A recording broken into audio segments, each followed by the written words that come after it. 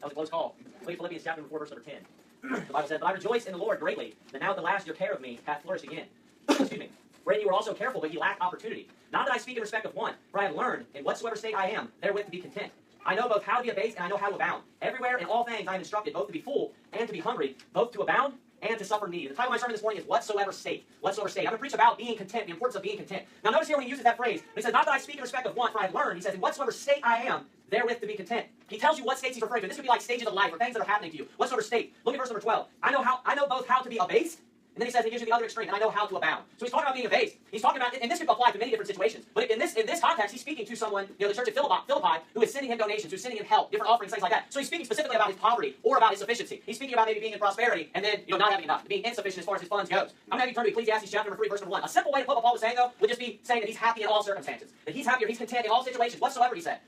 He's saying that he doesn't have to be in a certain state of his life in order for him to be happy. He doesn't have to be in a certain state of his life in order for him to be content. You're in Ecclesiastes chapter 3, verse number 1. I'm going to read you from Romans chapter 5, verse number 1. The Bible says this, "Therefore being justified by faith, we have peace with God through our Lord Jesus Christ, by whom also we have access by faith into this grace wherein we stand." And he says, "And rejoice in hope of the glory of God."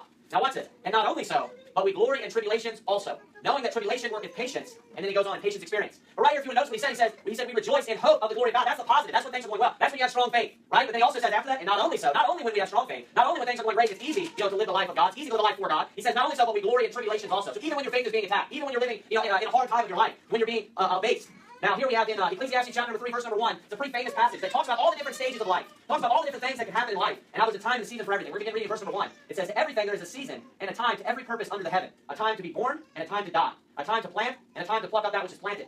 A time to kill and a time to heal. A time to break down and a time to build up. A time to weep and a time to laugh. A time to mourn and a time to dance. A time to cast away stones and a time to gather stones together. A time to embrace and a time to refrain from embracing. A time to get and a time to lose. A time to keep and a time to cast away. A time to rend and a time to sow. A time to keep silence and a time to speak. A time to love and a time to hate. A time of war," and it says, "and a time of peace." So if you pay close attention to everything that's listed here, it goes through all these different elements of life. And specifically what it does is it gives you a positive element of life, and then it gives you a negative element of life. And then it goes to another area, and it gives you another positive element of life, and then it gives you another element area of life. Different things that we would, different areas maybe where we would be abased, and we would be abound. Now, when you read that statement that Paul makes, sometimes that can just go over your head. You can think, yeah, I'm pretty content too in the area, in the life that I'm at. In the state of where my life is right now. But if you consider the life that Paul led, and you consider the things that happened to Paul, how Paul was taken and was beaten many different times, he goes through a list of just how he was beaten. How he was thrown out of cities, how he was left for dead, how he was left in the water, how he was beaten with the rods, how he was beaten with whips, just horrific things. And then Paul is still able to say, "I learned in whatsoever state I am, therewith to be content." Now let me start with saying this too. Notice he said, "I learned." So this is something that you gain over time. Just like the passage that I read a minute ago in Romans chapter 5 where it said, "And not only so, but we glory in tribulations also, knowing that tribulation worketh patience." So this isn't something that just comes on us, and we're just gonna be born, knowing and knowing how and being able to be content in whatsoever state we're in. But also he said it's not something that was just for Paul. It's not just that Paul was just special and Paul had these particular things that happened to him and that occurred in his life. And Paul was able to gain this experience and this patience because of all the tribulations that happened to him. That's not how it works. Every single Christian, all scriptures give my inspiration of God, and every Christian should learn to be content in whatsoever state that they're in. Now you may be, like I said, content today, but you don't know what's going to happen tomorrow. All of us are going to have times in our life. When Paul says, "I learned how to abound and how to be abased," he's basically just summarizing the life. Now, some people are going to be abased at more of an extreme degree than others, but he's just summarizing the Christian life. Because they're in the Christian life, you are going to be abased, and then you also are going to abound. You're going to be blessed by God in certain areas, but then also sometimes there's going to be tribulation and persecution that will come upon Christians. We know that God has promised that to us, that if we live godly, everyone that lives godly in Christ Jesus shall suffer persecution. And if you go through your life, and if you're just living a blessed life today, and you're abounding today, and you're not even content in the life that you're living today, how would you expect to make it through the hard times? Because this is one thing that I can promise you with life. Just like we read here in Ecclesiastes chapter 3, there will be very bad things that happen to you in your life. Horrible things that happen to you. You're going to have deaths of your family members. You could possibly even have a child die. Maybe your wife could have a miscarriage. You could maybe get cancer. Other people in your family could get cancer. There's a long list of all kinds of bad things that happen to people all the time, sicknesses and stuff like that. If you aren't even content, if you're not even able to make it through your life when things are positive and when you're abounding, how do you think that you're going to make it through your life and you're still going to be serving God like Paul was, even when you're being abased? Even when God is, it's God that abases you. Now you turn to another passage. Go to 1 Timothy chapter number 6. 1 Timothy chapter number 6. I'm going to read you from Ecclesiastes chapter number 7, verse number 14. Ecclesiastes chapter number 7, verse number 14. The Bible says, "In the day of prosperity be joyful, but in the day of adversity consider. God also hath set the one over against the other, to the end that man should find nothing after him." But I want you to notice it says, "In the day of prosperity be joyful," and then he just says, "But in the day of adversity." Telling you there will be a day of prosperity, but there will also be a day of adversity. Just as sure as you will prosper in certain areas of your life, at certain times of your life, you will also have adversity. You will also have trouble, problems, tribulation, and trials. Look at 1 Timothy chapter number 6, verse number 6. 1 Timothy chapter number 6, verse number 6. The Bible says, "But godliness with contentment is great gain." So we see the word there, contentment. We're going to find out what type of person is not content. But godliness with contentment is great gain, for we brought nothing into this world, and it is certain we can carry nothing out. And having food and raiment, let us be therewith content. Then he says in verse 9, but they that will be rich fall into temptation and a snare, and into many foolish and hurtful lusts, which drown men in destruction and perdition. For the love of money is the root of all evil, which while some coveted after, they have erred from the faith, and pierced themselves through with many sorrows. So we started off in verse number 6, and he said, but godliness with contentment is great gain. And then he goes down, and we see in verse number 8, the last admonition is given there, in the positive, and having food and raiment, let us be therewith content. Then he starts speaking specifically about the person that is not content. And he says, but they that will be rich fall into temptation and a snare, and into many foolish and hurtful lusts, which drown men in destruction and perdition. So this is the opposite of contentment. An easy way to put it is the opposite of contentment. A person that is not content is a covetous person. A person that is not content in their life and that wants more and that's not happy with what they've been given is a covetous person. And God gives the command right there, right through Paul in verse number 8.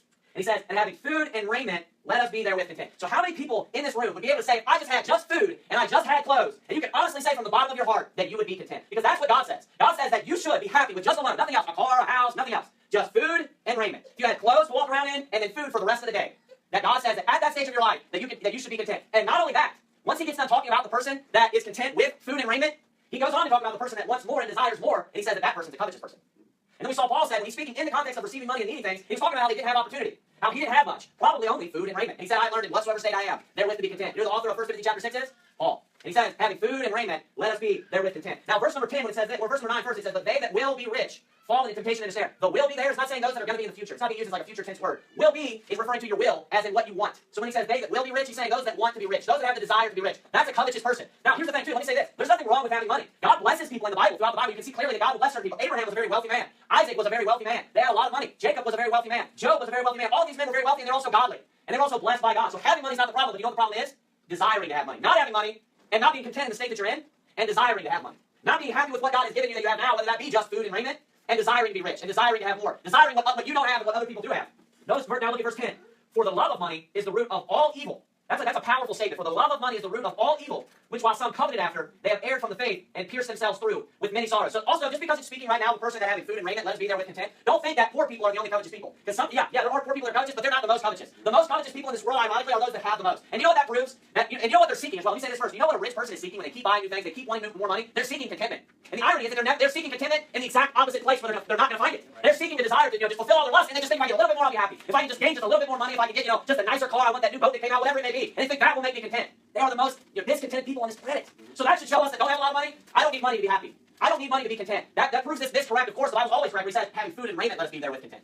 Now here also when it says in verse number 10, for the love of money is the root of all evil, which while some coveted after, says they have erred from the faith and pierced themselves through with many sorrows. I've heard people criticize the Bible, a particular person one time, that he claims that he's like King James only in the sense that he'll only use the King James Bible, but he believes the King James Bible has errors. He thinks the Texas Receptus is perfect, but he's a Greek scholar, so he thinks it should have been translated more accurate in other places, right? It's not translated accurately. And the same place, isn't it coincidence, the same place where all the modern Bible versions attack the King James Bible, that's where he adapts it. Right here, the modern Bible version will say, for the love of money is a root of evil. The King James Bible says, for the love of money is the definite article, the root of all evil. All evil stems back to the love of money.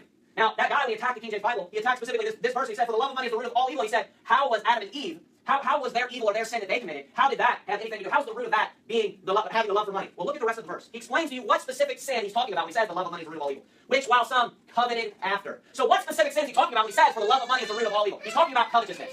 And you know what? When Paul describes, the steps of falling into sin, you know where it starts? Covetousness. You covet after something and then it leads you to sin. That's what happened. And you know what happened when Eve was tempted by the serpent?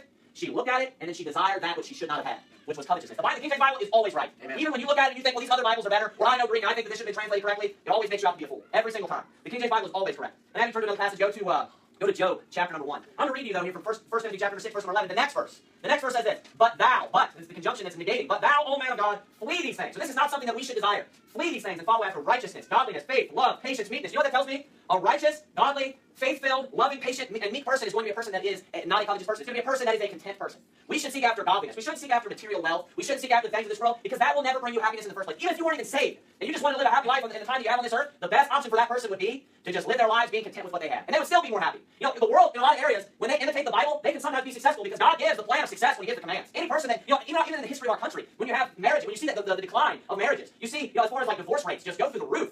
It wasn't because every person was saved in our country. It's not like everybody saved and you can compare the two stats of when people stop getting saved and then also marriages go down. That's not what happened.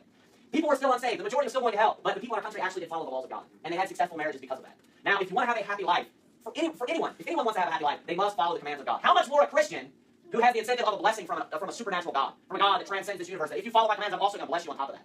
Now, you're in Job chapter 1. We look at examples there of the of positive things there and negative things. Positive things and negative things. We look at examples of how to be content in certain areas. But I want to look at examples. I want to look at actual examples of people in the Bible, of different things that happened to them, and they were still able to be content. They were still able to be content. Look at Job, chapter number 1. I'm going to read you quickly from the passage here, if I can find it. It's popped in my mind. You're in Job, chapter number 1. Job, chapter number 1. John read James 5:10. It says, "Take my brethren, the prophets, who have spoken in the name of the Lord for an example of suffering, affliction, and of patience. Behold, we count them happy." That's like content. "We count them happy which endure. Ye have heard of the patience of Job, and have seen the end of the Lord, that the Lord is very pitiful and of tender mercies." Now look at Job, chapter number 1. Verse number 13. Job chapter number 1, verse number 13. It says, "And it was a day when his sons," referring to Job's sons, "and his daughters were eating and drinking wine in their eldest brother's house. And there came a messenger unto Job, and said, The oxen were plowing, and the asses feeding beside them. And the Sabians fell upon them, and took them away. Yea, they have slain the servants with the edge of the sword, and I only am escaped alone to tell thee. While he was yet speaking, there came also another, and said, The fire of God is fallen from heaven, and hath burned up the sheep and the servants, and consumed them. And I only am escaped alone to tell thee. While he was yet speaking, there came also another, and said, The Chaldeans made out 3 bands, and fell upon the camels, and have carried them away, yea, and slain the servants with the edge of the sword. And I only am escaped alone to tell thee. While he was yet speaking, there came also another, and said, Thy sons and thy daughters were eating and drinking wine in their eldest brother's house. And behold, there came a great wind from the wilderness, and smote the 4 corners of the house, and it fell upon the young men. And they are dead, and I only am escaped alone to tell thee." Now watch this. "Then Job arose and rent his mantle, and shaved his head, it says, and fell down upon the ground, and worshipped." So notice all these horrible things that happened to him. Now it's hard to imagine a person being content in a situation like this. But I firmly believe that Paul the Apostle, even if he was found in this situation, would have been content. I believe if he would have been in this circumstance, I believe that Paul over time learned, like he said, in whatsoever state I am, therewith to be content. I'm going to read you from Psalms chapter number 23. It says, "The Lord is my shepherd, I shall not want. He maketh me to lie down in green pastures. He leadeth me beside the still waters. He restoreth my soul. He leadeth me in the paths of righteousness for his name's sake." So notice everything so far was positive. It says, "The Lord is my shepherd, I shall not want. He maketh me lie down in green pastures." It's representing like blessings, the green pastures. "He leadeth me beside the still waters." That's living your life when your life is calm. And life is being relaxed, and your life is relaxed. The still waters. "He restoreth my soul. He leadeth me in the paths of righteousness for his name's sake." And then David even says this, "Yea, though I walk through the valley of the shadow of death," he says, "I will fear no evil, for thou art with me. Thy rod and thy staff, they comfort me." So he gives you the depiction of life when life is positive. But then he even says, even if I'm walking through the valley of the shadow of death, he says, "I will fear no evil." So that valley of the shadow of death, that represents the tribulations and the trials that can come upon in a person's life. That represents how he saw being abounded, right? Abounding in your life, but then also being abased. And right here we can see an example of probably, he's one of the greatest Christians. At that time, for sure, he was the greatest man upon the earth, God says. God tells Satan that he is the greatest man who was living upon the earth. And he has great wealth, like we said. So this man actually lived in great pleasure and lived in great wealth. This is something as Americans that we can relate to. Because here's the thing, we may take for granted the things that we have, but there are a lot of people in their lives today that live in America that we would just look at and say that they're just a regular person, that they don't just have this over-the-top wealth, that literally live better than kings have in kingdoms throughout history. We live like, the average person in America really does. If you study history, if you've read books and stuff, we live literally like kings. So when you hear like all this wealth that Job has, yeah, he has more than us, but we have comforts and we have luxuries and we have these creature comforts that Job didn't have too. We have different things that Job didn't have. Now as far as wealth goes in comparison to the time that he was living in, obviously he would have way more if we were to compare to us than what we have. But that's not the point. We have a lot. It is what the point I'm making. We have a lot of wealth in America. The average person in America lives like a king, eats like a king. They just have tons of luxuries. And we see Job, who literally loses everything. He loses everything, even his family, besides his wife. And she doesn't sound like the way she approached him that she was worth keeping anyway. I'm just kidding. But, he loses all of his children. All of his possessions, literally all of his possessions. He has nothing left. He's literally seated on the ground with nowhere to go. He doesn't even have shade in the summer from the sun. And it says this at the end of verse 20, it says that he fell down upon the ground and worshipped. And then watch what he says. And said, "Naked came I out of my mother's womb, and naked shall I return thither. The Lord gave, and the Lord hath taken away. Blessed be the name of the Lord." Now, how many people throughout history, even throughout history, of not even just who's recorded in the Bible, 'cause I'm sure there's a lot of great men of God that have been used of God that they're not even recorded in the Bible. How many people in this room could say that I would react the exact same way if I lost everything that I had? You know what that tells me? That even when Job had great wealth, Job was content with what he had. Job was satisfied. And Job didn't think like, I want more, and you know what, I deserve more. I should have more than this. He understood that whatever he was given to him was just temporary, and he understood it was just a blessing from God, and he obviously understood that that could be taken away at any time. Because notice how he words it. He said, "Naked came I out of my mother's womb." He's saying, I didn't bring any of this with me in the first place. "And naked shall I return thither." He's saying, when I leave this world, I'm not going to carry anything with me. Just like it said in 1 Timothy chapter number 6. That we brought nothing into this world, and it is certain we shall carry nothing out. Ecclesiastes chapter 5 verse 15 says this, "As he came forth of his mother's womb, naked shall he return to go as he came, and shall take nothing of his labor, which he may carry away in his hand." Saying the same thing. When you leave this earth, you're not taking your material possessions with you. You're not taking your wealth with you. Anything that you earn upon this earth can be taken away. Not only can you lose it when you die, but you can lose it at any point in your life. And if you're not content with the things that you have right now, how would you be content when all is taken away? When all is taken away? Now we turn to another passage. We'll look at another example. Go to Ezekiel chapter number 24. Obviously, the worst part about what happened to Job here was that Job lost his family. Job lost his kids. Go to Ezekiel chapter number 24, like I said. Ezekiel chapter number 24. Ezekiel chapter number 24. We begin reading verse number 15. So Ezekiel had been preaching God's word for a period of time now. It says in verse number 14, "Also the word of the Lord came unto me, saying, Son of man, behold, I take away from thee the desire of thine eyes with a stroke." So he says, "I take away from thee the desire of thine eyes." He's referring to his wife. He says, with a stroke. That's he's talking about, like we would say, like a blow. He's saying she's going to die. That's the simple way of saying what's going to happen. And God is saying that he is the one taking away Ezekiel's wife from him. So he says, again, "Son of man, behold, I take away from thee the desire of thine eyes with a stroke. Yet neither shalt thou mourn, nor weep, neither shall thy tears run down. Forbear to cry, make no mourning for the dead. Bind the tire of thine head upon thee, and put on thy shoes upon thy feet, and cover not thy lips, and eat not the bread of men."